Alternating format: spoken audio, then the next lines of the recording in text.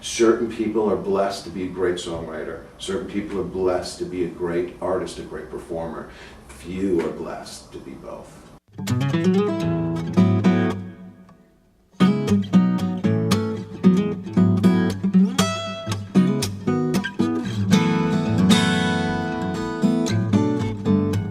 Years ago, the early 30s, there was. Well, I always played in a band in high school, and I sang and everything. So, like, but I didn't really think. I mean, the only singing I really did, you know, like the only practice I ever had or anything was just like in the car. I never really took voice lessons, and I think I don't know what it was, but I mean, there was some point when I got out of Berkeley that I realized like people enjoyed like the songs when I would sing and play, and every time I would like try to play something like solo guitar, they'd be like, yeah, you know, like let's hear the next thing. Come on, sing something, you know.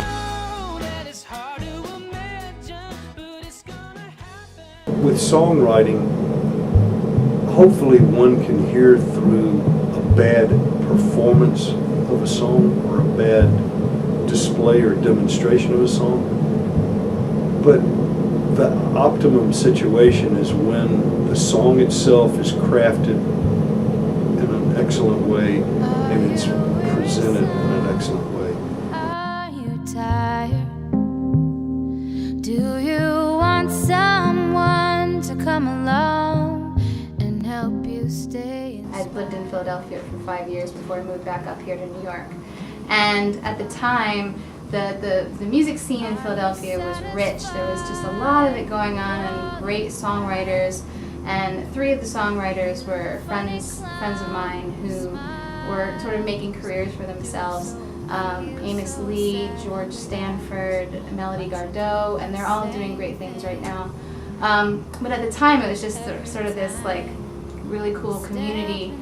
And something strange happened when they left town to go on the road and tour sort of one by one.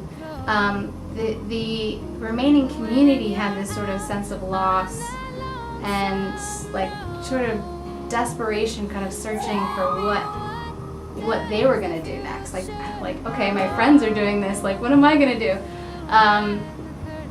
And some people would like put out albums really quickly or book these lengthy tours and then come back broke, you know. There's just this sort of sense of like, okay, I have to do something with my life. And I sort of took a step back and realized, wow, I wonder what it's like to be on the other end, to have left town, to have left your community, your family, your friends. And what is it like on the road, and you know, suddenly you're in the public eye, and how do you have to act on stage, and what is it like when you come off stage, and you know, that's got to be a strange life to live. So this song is a lot about that, and also ultimately at the end of your career, whenever that is, or whatever makes that happen, what then do you go on to do?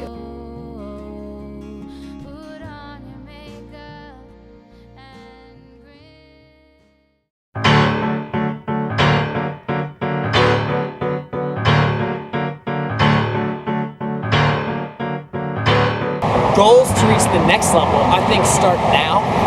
I think start by what I did, entering my stuff to people who want to listen to it and who care about music and can do something with it. And we had talked about this earlier. It's just I think true talent rises to the top, and if that's kind of my purpose. That's where I'm going, man. And I just got to continue growing, because I'm certainly not at my pinnacle point as a songwriter. So I hope that my career's not at its plateau either. So my encouragement is to keep going and continue. Just the advice I would give the younger people: keep going myself, writing more stuff, better stuff, stronger stuff, and getting to know awesome people and interviewers and songwriters and just these different people that I'm going to be meeting in this experience. That's what it's about, and opportunities will come.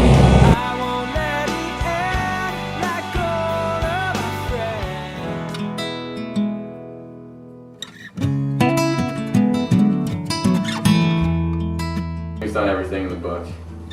Greg and I actually used to, when we both lived in Manhattan, we were working as cater waiters, and nights when we weren't catering parties, we were eating ramen noodles, and the nights when we were catering parties, we were eating like, you know, when we'd go from, you know, the kitchen to the room, we'd like steal 5 coconut shrimps with mango chutney.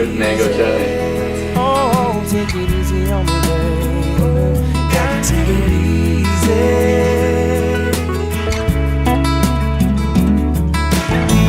Can't deny the way that you look. So we all have had solo careers as solo artists, and I noticed that a lot of my fans on MySpace were Brian Chartrand fans, and so I reached out to him and said, hey, you know, we should do some shows together.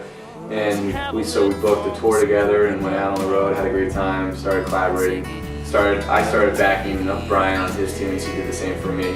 And then somewhere, we did it from Sacramento, California to Rhode Island, sort of cross-country trek, and somewhere on that trip, I called Greg and said, hey, would you meet us when we get to the East Coast? It'd be fun to do some trio shows, and it just, there's great chemistry, and it just felt right. It felt like it was a great blend of voices, and so we've been playing together. First we were playing as RGB, just sort of an informal side project, and then based on the responses we were getting from people and the fun we were having, we decided to make this a full-time gig, and it became The Sweet Remains.